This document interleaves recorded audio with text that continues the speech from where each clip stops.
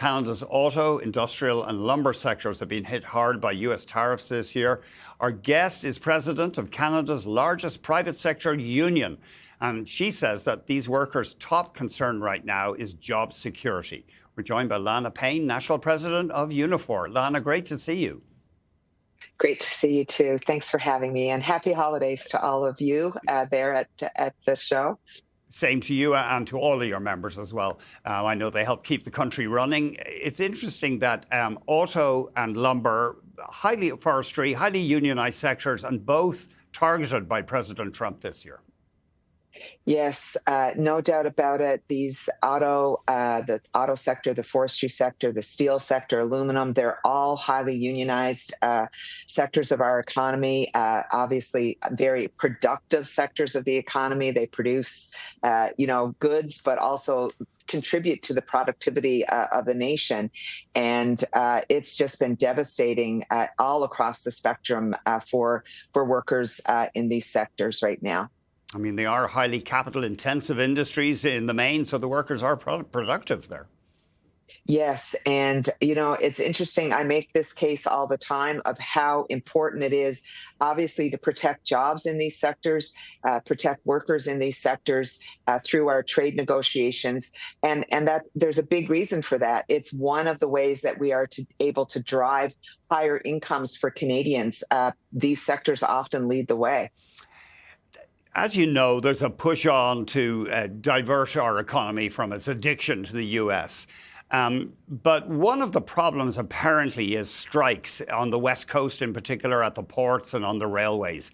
And Nutrien claimed apparently, well, we're not going to put a new fertilizer export plant in Canada because we're worried about this threat, or that was one of the reasons. So is it time for the union movement to say, right, we're going to even forgo the right to strike at these important infrastructure industries and just work out disputes in another way?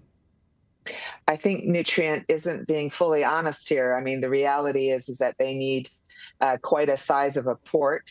They've been looking at the United States. I believe they're probably potentially bargaining right now in terms of what else they can get out of the federal government to have that work happening in Canada. But the reality is, no matter where you are in North America, particularly in the U.S. or Canada, you are going to face disputes. Workers have rights. They have rights in the United States too, and they are just as unionized in the port sector in the U.S. as they are in Canada.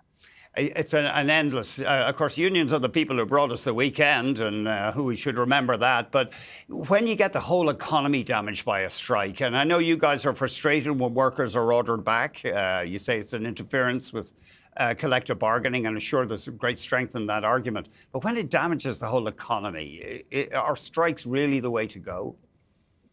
I mean, the reality is if you make progress for working people, one of the ways you have to do it is to withdraw your labor. That has been the history of time. And I would argue, if you look at the impact on, these are often short disputes, you can recover very quickly. If you look at other challenges that we would have in society, and there have been reports that have looked at this, bigger challenges to ports, to railways are the actual state of the infrastructure and how we need to improve those things, and also climate change, which can cause any number of challenges. So I think, if we're going to have that conversation, we have to throw everything on the table and look at what some of the really big challenges are here. Rights for working people are not something that we can trade away. You're highlighting a story here that kind of went under the radar. The government brought in anti-strikebreaker legislation. I know you guys call them scabs or blacklegs anyway. And you say it was used for the first time in a DHL dispute. Can you remind us what went on there, please? Yes, absolutely. This summer, DHL locked out our members before the anti-scab legislation, anti-replacement legislation came into effect.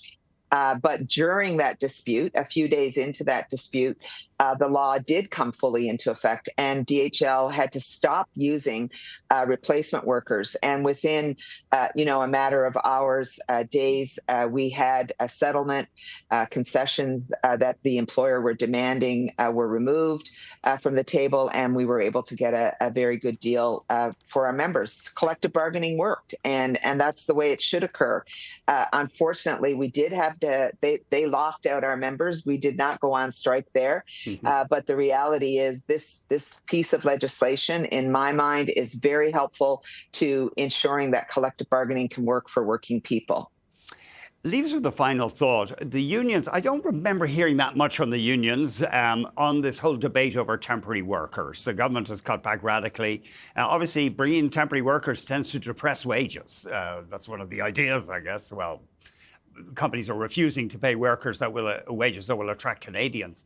What do you feel about that? Do you welcome that, a lower number of temporary workers? I mean, I think the reality is that we have to be careful that we're looking at true labor shortages and not wage shortages in this scenario, and that is something that, obviously, particularly in low wage environment, it's very difficult to get wages up if obviously minimum wage laws are not working well, or if there's a low unionization across that sector. So, it's not an either or is what I would say. We have to be in a situation where we look at what is actually needed in our economy and not just listen to the employer side of this, that, we need temporary workers all the time in every sector. That's not true. Lana, thank you very much. I really appreciate it. Lana Payne, National President of Unifor.